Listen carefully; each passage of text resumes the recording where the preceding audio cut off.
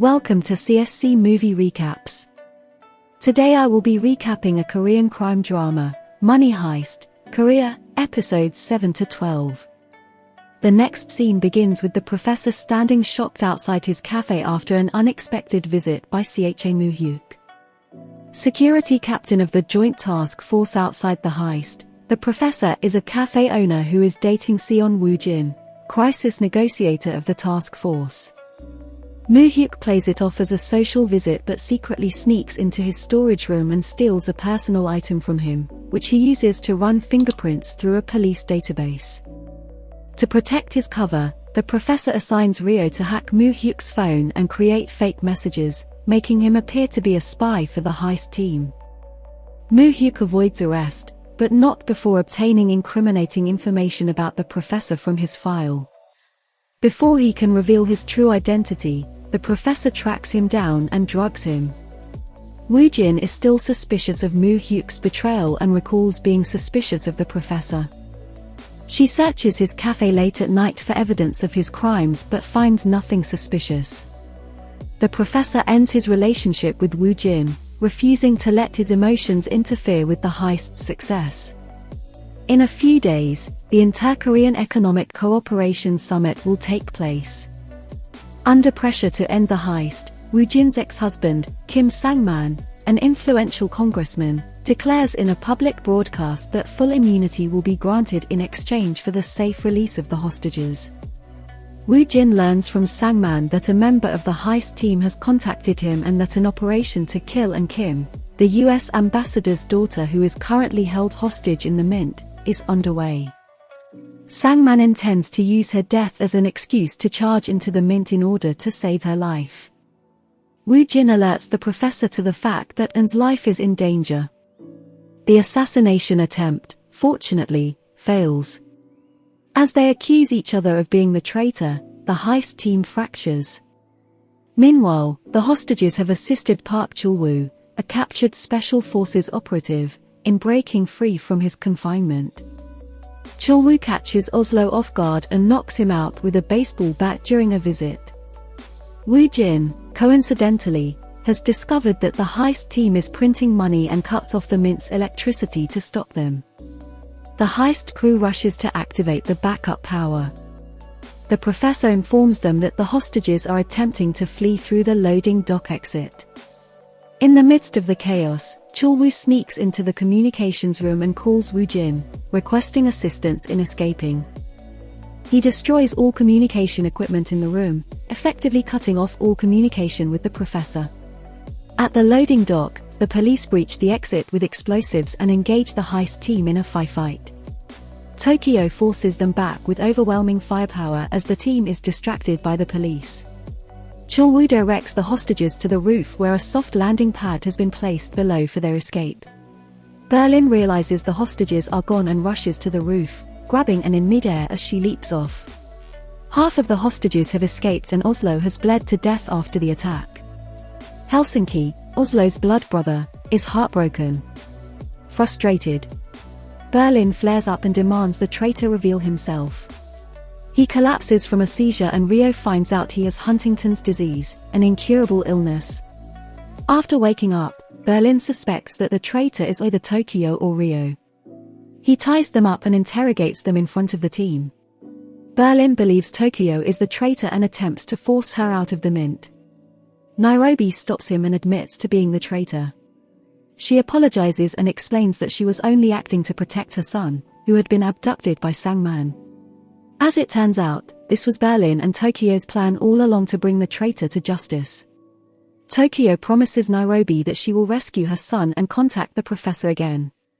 Berlin goes ahead with the plan, pushing Tokyo out of the Mint. The police immediately arrest her. Moments later, Berlin appears, holding An at gunpoint, and demands to speak with Jun Jong-seo, the former warden of the prison camp where he was imprisoned.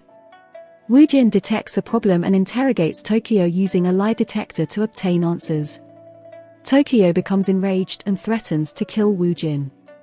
They transfer Tokyo to a secure facility out of concern for her safety. Mid-drive Seoul, the second in command of Berlin's gang, who has been tasked by the professor to rescue her, intercepts Tokyo's police car. They then proceed to Sangman's villa where they believe Nairobi's son is being held. When they arrive, they broadcast the rescue operation live on social media so that the public can see it in real time. Tokyo and Seoul use rubber bullets to take out the villa's security, without killing anyone. They successfully rescue Nairobi's son and entrust him to Woo Jin's care. Back at the Mint, Sangman declares the heist a terrorist attack and takes command of the task force, dismissing Woo Jin. Jong-seo arrives with Berlin for his meeting.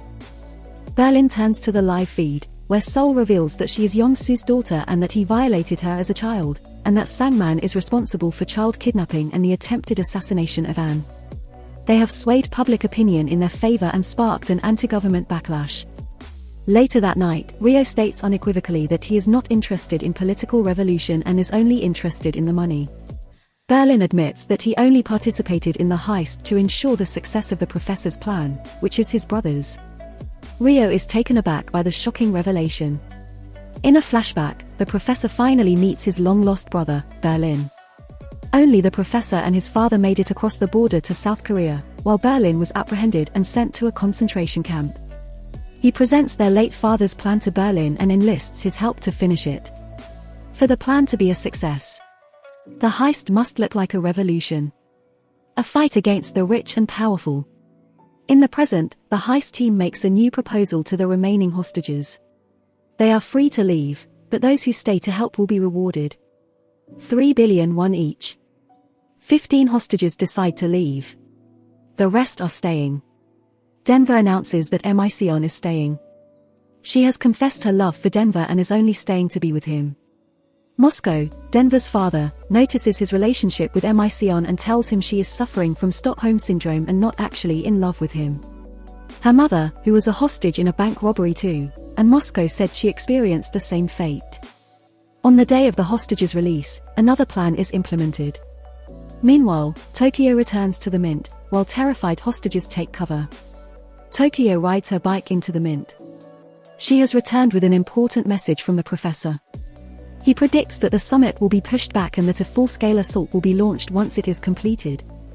The heist team begins to plan an early escape. Denver learns that Moscow was shot and is bleeding to death during Tokyo's return.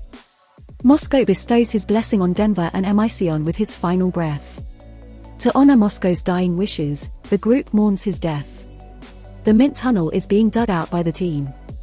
Moo-hyuk is being held captive at the professor's new hideout.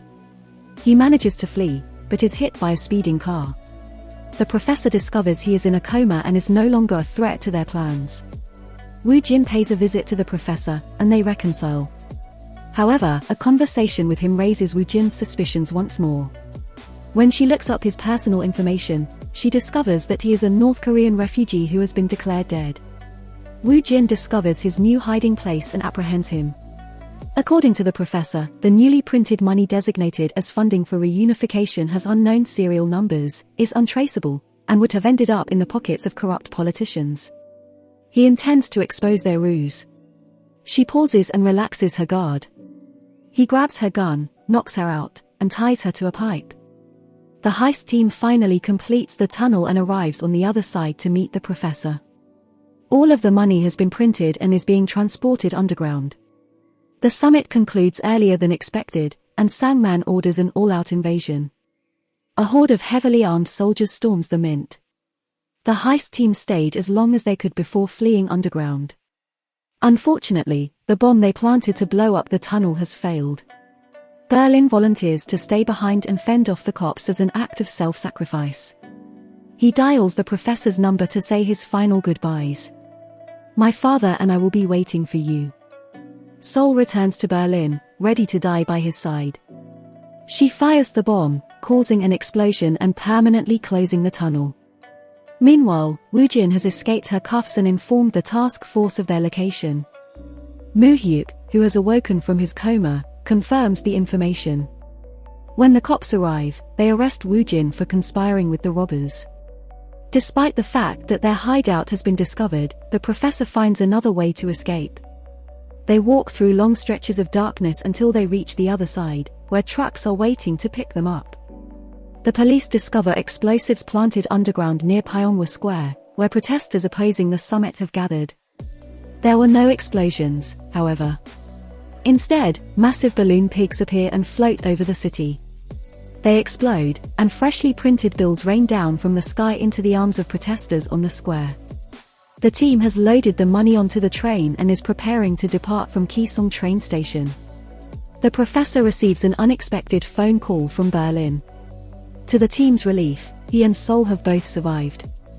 Woo-jin appears to have escaped arrest with the assistance of Moo-hyuk as the train departs. She couldn't bring herself to kill the professor and sobs as he boards the train and departs.